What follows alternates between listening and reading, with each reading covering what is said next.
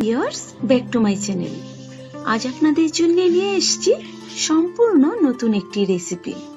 আর এই রেসিপিটি হলো চাল কুমড়োর মালা বড়া। রেসিপিটি আশা করছি আপনাদের খুব ভালো লাগবে। চলুন তাহলে দেখা যাক কি করে তৈরি করব। চাল কুমড়োর মালা বড়া করার জন্য আমি প্রথমে নিচ্ছি একটা চাল কুমড়ো। এখন চাল কুমড়োর ডাঁটার দিকটা কেটে ফেলে দিচ্ছি, তারপর দুভাগ করে কেটে নেব। এই চাল কুমড়োটা বেশি কচিও না, আবার বেশি বয়স্কও না, মাঝারি রকমের। চাল কুমড়োটাকে দুভাগ করে কেটে নিয়েছি। এখন 2 আঙ্গুল পুরু করে টুকরো করে নেব। বেশি কচি চাল কুমড়ো হলে বিচির দিকটা না ফেললেও চলে, তবে এই চাল কুমড়োটার বিচিগুলো একটু বড় হয়ে গেছে, তাই বিচির দিকটা একটু কেটে ফেলে দিলে ভালো হবে। আমি টুকরো করে নিয়েছি চাল কুমড়োটাকে, এখন খোসার দিকটা ফেলে দেব। আমি এখানে 5 টুকরো নিয়েছি, আপনারা আপনাদের ফ্যামিলি মেম্বার বুঝে নেবেন। আর সবগুলোর খোসা এবং বিচির দিকটা কেটে ফেলে দিয়েছি। এখন একটা টুকরো নিয়ে মালা বড়া কেটে দেখাচ্ছি।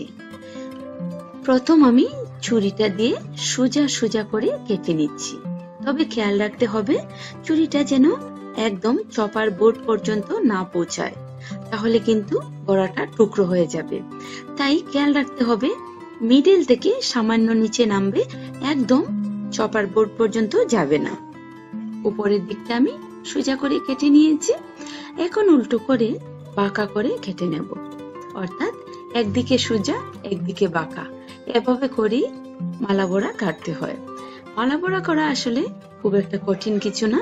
আপনারা যদি একবার ভালো করে দেখে নেন, তাহলে আপনারাও খুব সহজে মালা বড়া তৈরি করতে পারবেন।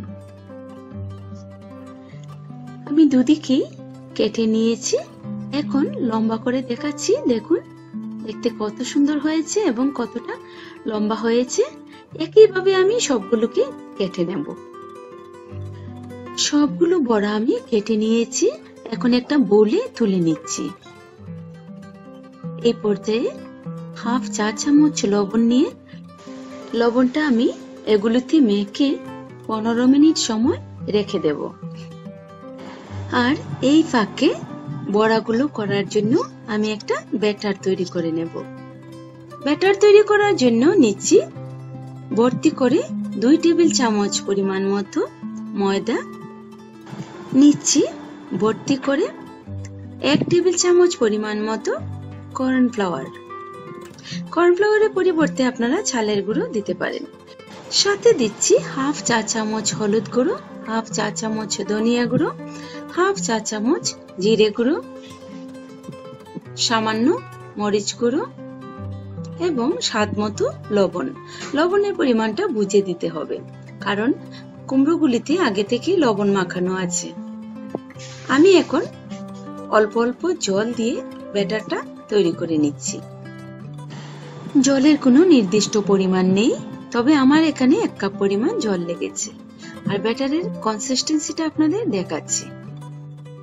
ব্যাটারটা বেশি পাতলাও হবে না, আবার বেশি ঘনও হবে না, ঠিক মাঝারি রকমের হবে। আর চাল কুমড়োতে লবণ মেখে রাখার ফলে অনেকটা জল বেরিয়েছে এবং চাল কুমড়োগুলো অনেকটা নরম হয়ে গেছে। এখন আমি এগুলোকে হাত দিয়ে চেপে চেপে বাড়তি জলটা বের করে নেব। লবণ মেখে রাখার ফলে বড়াগুলো কিন্তু আগের থেকে অনেকটা লম্বা হয়ে গেছে। দেখুন কতটা লম্বা হয়েছে। এখন এগুলোকে ব্যাটারে চুবিয়ে ফ্রাই করে নেব। ব্যাটারটা বেশি ঘন হলে যেমন বড়ার ডিজাইনটা দেখা যেত না, তেমনি বেশি পাতলা হলেও বড়ার গায়ে লাগতো না। তাই মাঝারি রকমের ব্যাটার করতে হবে। তেলটা আমি আগে থেকে গরম করে নিয়েছি। এখন আমি বড়াগুলোকে ফ্রাই করে নিচ্ছি। প্রথমে উল্টে দেব না, একটু শক্ত হয়ে গেলে উল্টাবো। উপরের দিকে তেলটা উঠিয়ে দিচ্ছি, যাতে করে খুব তাড়াতাড়ি শক্ত হয়ে যায়। নিচের দিকটা একটু শক্ত হয়েছে, এখন আমি উল্টে দিচ্ছি। একসাথে 2-3টা করে ফ্রাই করে নেব। আগুনটা মিডিয়ামে রেখেছি। একটা ফ্রাই হয়ে গেছে, আমি এখন তেল থেকে তুলে নিচ্ছি।